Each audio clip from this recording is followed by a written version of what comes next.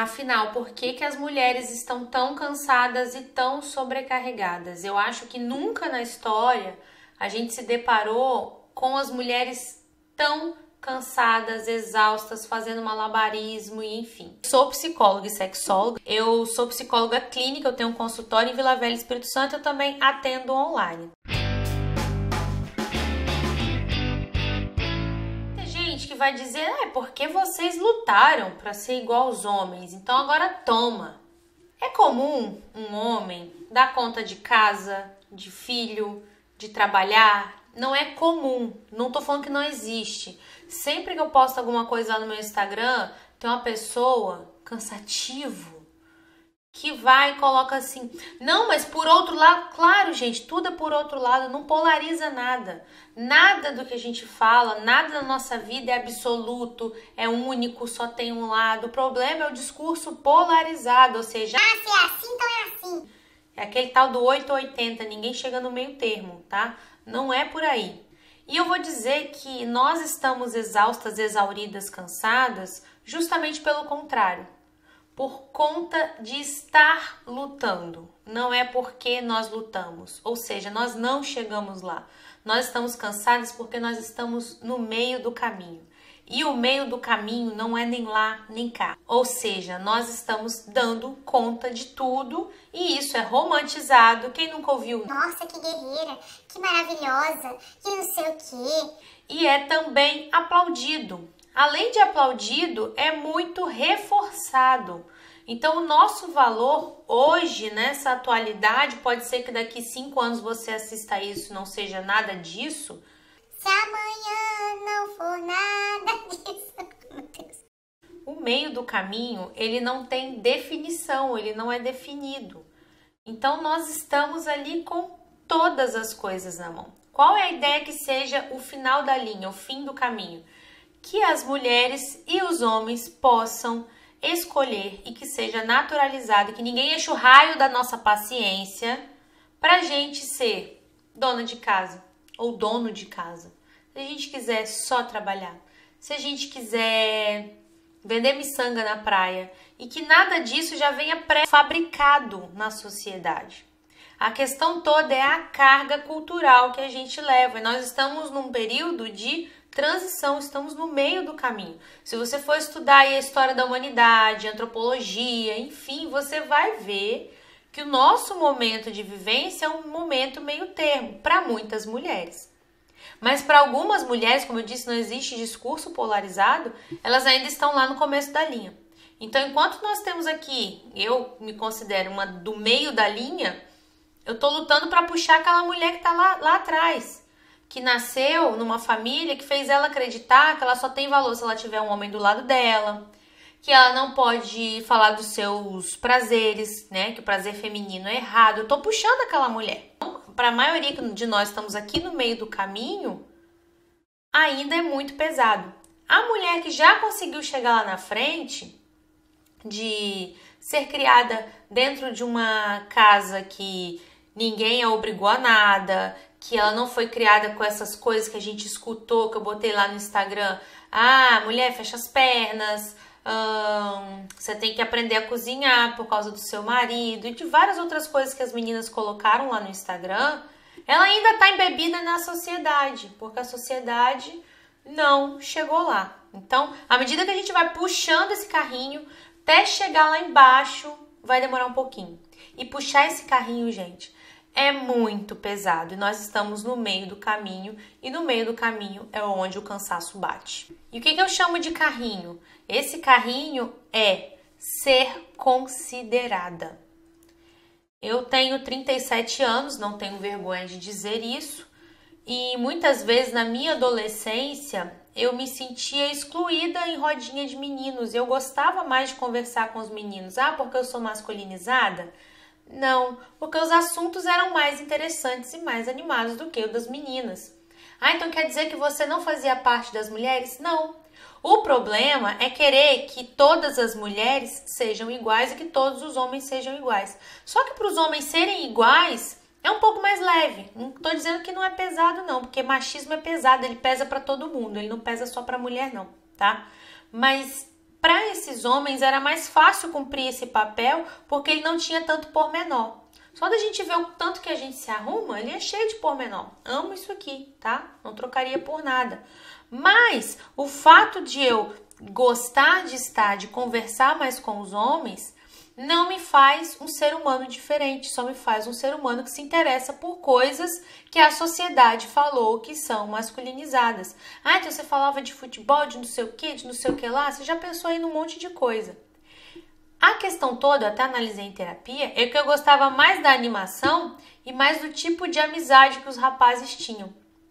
Eu via que eles eram mais unidos, o papo era mais fluido, não ficava um julgando o outro, porque quem foi adolescente na década de 90, 2000, lembra que a giripoca piava. Eu não sei como é que é hoje nas escolas, que eu não tô dentro, eu não atendo crianças nem adolescentes menores de idade, então não sei dizer. E quando eu entrava naquela rodinha de meninos, eu estava ali querendo só ser considerada, eu só queria ter aquela amizade. Não queria beijar na boca deles, eu não queria ser eles, eu só queria ser considerada. E é isso que é muito pesado para mim e para as minhas colegas. O ser considerada é um carrinho muito pesado. Pensa num vagão de trem com a rodinha emperrada, com areia, todo seco. É isso que a gente tem que puxar. E até a gente conseguir desengrenar isso é muito complicado. Eu sei que para quem não vive isso, é muito difícil eu explicar e parece até exagero, mas não é. E só a existência desse fator já é motivo suficiente para a gente se considerar cansada, exaurida, sobrecarregada, tá? E para puxar esse carrinho, o que a gente faz? A gente quer tudo na vida, óbvio. A gente quer tudo, a gente quer fazer tudo. A gente quer dar conta de casa porque a gente se cobra. A gente quer ser mãe. Só que... E a gente quer trabalhar também, aquela coisa toda. Só que nesse meio tempo, a sociedade nos cobra que sejamos mães, de modo como se a gente não trabalhasse. Nos cobram ser profissionais, de modo que como se a gente não tivesse filhos. Nos cobram ganhar dinheiro, nos cobram estar bonitas e a gente internaliza isso. E acha que esse monte de coisa, essa caçambada de coisa... é o que vai fazer a gente feliz. E eu não culpo as mulheres, eu não culpo a luta das mulheres. A culpa é da sociedade. Então, enquanto a gente não evoluir nesse sentido, o trem não vai andar. Você já ouviu falar de que menina evolui mais rápido? Eu tenho um menino e uma menina. Uma pessoinha do gênero masculino e uma pessoinha do feminino. São gêmeos. São duas crianças que evoluem. Ponto. Tá? E eu não admito nunca, eu sou até chata, né? Como eu tô no meio do caminho, eu posso me dar o luxo de ser chata. Eu sou chata de não deixar as pessoas colocarem fardos que foram colocados em mim, na minha mãe, na minha avó, na minha filha. Do tipo... Ah, a menina evolui mais rápido. Ela não tá evoluindo mais rápido, ela tem as evoluções dela, o Pedro tem as evoluções dele. Não vem querer falar que é científico, que é isso, que é aquilo, que as mulheres evoluem mais rápido, porque a sociedade exige. A gente tem que, devia ser para todo mundo? Não sei, porque eu acho que o padrão de hoje, ele é um pouco enlouquecedor. Ele deixa a gente um pouco alienado, cansado, estressado. Não acho que seja legal para nenhuma pessoa, para nenhum gênero. Então você que hoje tá nesse malabarismo todo... não tá entendendo por que você vive cansada, é porque o que a gente colocou como natural para nós mulheres não é natural. O nosso cérebro ele não foi feito para aguentar multi-estímulos. Ele foi feito para focar. Eu mesma tô aqui gravando, já escureceu, eu tô com a cabeça lá na minha casa, nos meus filhos. Porque eu tô me cobrando, eu tô me culpando. Eu fico pensando o que eles estão acontecendo, eu fico pensando que eu tô perdendo o lado de lá, sabe?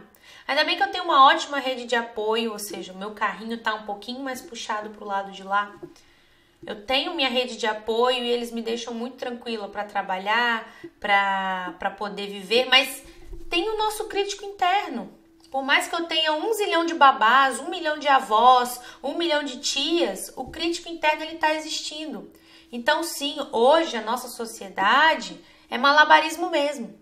A gente tá lá, a gente tá cá, a gente tá questionando as nossas ideias. Só que Sabendo disso, existem modos, existem estratégias que a gente pode utilizar para ter uma vida menos pesada. Não vou falar mais leve, mas dentro do caos e da correria, a gente pode conseguir manter a nossa sanidade. É o quê? É não ficar ativando o modo alerta o tempo todo. Como é que a gente faz isso? Primeiro, sabendo perdoar os nossos erros. Se a gente não aprende a perdoar, se a gente não se permite falhar, estar errado em qualquer âmbito, inclusive no âmbito materno, essa paz interior ela não vem. Essa sanidade ela não vem.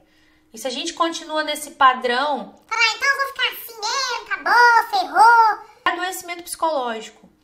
O cérebro não suporta, nossa mente não suporta o que a gente está fazendo hoje com ela. Então, a partir do momento que a gente consegue se permitir errar, a gente consegue desligar esse alerta que fica o tempo todo, sabe? É como se você estivesse correndo na savana de um búfalo que está te atacando o dia inteiro, o tempo todo. Se a gente se permite errar, esse alerta ele não precisa ficar o tempo todo ligado. Então, mesmo na correria, mesmo atrasada, você consegue dentro do seu carro ter um momento de paz. Porque assim, o carro não vai sair voando, ainda não. O carro, você não vai buzinar e vai todo mundo abrir igual o Moisés, o Mar Vermelho para você. Então, dentro da correria, dá pra gente ter ali os momentos de paz. E tudo começa com aceitação. Aceitar que essa é uma rotina que eu escolhi. Tá longe de ser a justa, a gente já falou isso no início do vídeo, mas eu escolhi. E é esse momento que eu tenho. Eu vou conseguir não me atrasar no meio desse trânsito? Não. Se você se permite errar, o seu crítico interno não fica te punindo. Ai, você devia ter saído mais cedo. Ai, mas você devia ter se organizado melhor. Ai, você devia... Eu mesmo estou o tempo todo me criticando. E o problema desse crítico é que é igual a moeda, tem dois lados. De um lado foi ele que me fez ser tão disciplinada. Ou seja, o nosso crítico interno é o que nos ajuda a ser disciplinado. Só que chega um momento, que é o outro lado da moeda, ele se torna um carrasco. Perde a mão. Por quê? Porque o pensamento em si já é polarizado. Então a gente tem que ficar o tempo inteiro puxando. E não deixar esse crítico interno ir para o outro lado da moeda. Ele tem que funcionar a nosso favor e não contra. Então o porquê de nós sermos sobrecarregadas e sempre cansadas você já entendeu. Agora é importante que você olhe com consciência para dentro de você e você não pode ser a voz da sociedade ecoando na sua cabeça. Você não pode ser mais um cobrador na sua vida. Mesmo porque o crítico interno, ele é um automodulador e ele é feroz.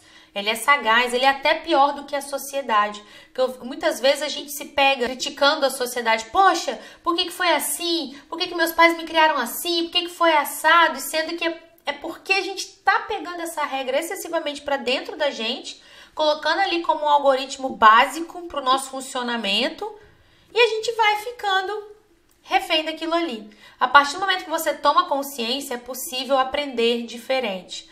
Não é possível voltar na história e apagar tudo que fizeram com a gente. Impossível.